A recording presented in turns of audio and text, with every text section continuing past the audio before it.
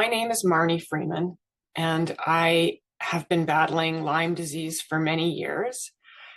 It took 10 years to get an accurate diagnosis. As you can imagine, that took a terrible toll on my body, especially in the 5 years prior to receiving the diagnosis. When I received my diagnosis, I was non-functioning. I wasn't bedridden, but my cognitive function was greatly impaired.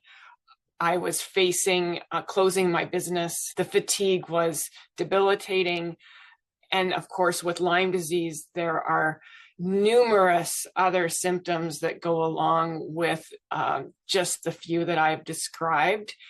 My life was in shambles, and there didn't seem to be any light at the end of the tunnel. However, since receiving treatment with neural retraining and the Gupta program in the last 8 months, I introduced that in my treatment, and it's made significant impact in my day-to-day with regards to being able to continue to work with passion and joy again. It was quite amazing, actually, to see the differences within myself within a 6-week time frame. It was enough, of course, to give me just that little bit of hope that I needed to know that, okay, this is making a difference. When I would wake up in the morning, things just were a little brighter.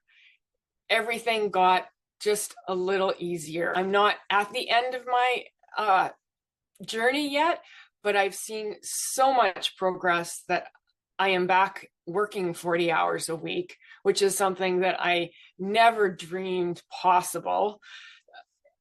And that brings me joy, along with everything else that I can do, which is, entertaining family when I want to have a family gathering. Everything has become just not as hard. The program has made so many differences in my life that it's almost, to mention all of them is we would be here for a very long time. I kept a symptoms diary, and I would often rate my symptoms so that I could actually see my progress. So I was able to look back and see the progression in writing, which I think was really helpful. I did have a few aha moments.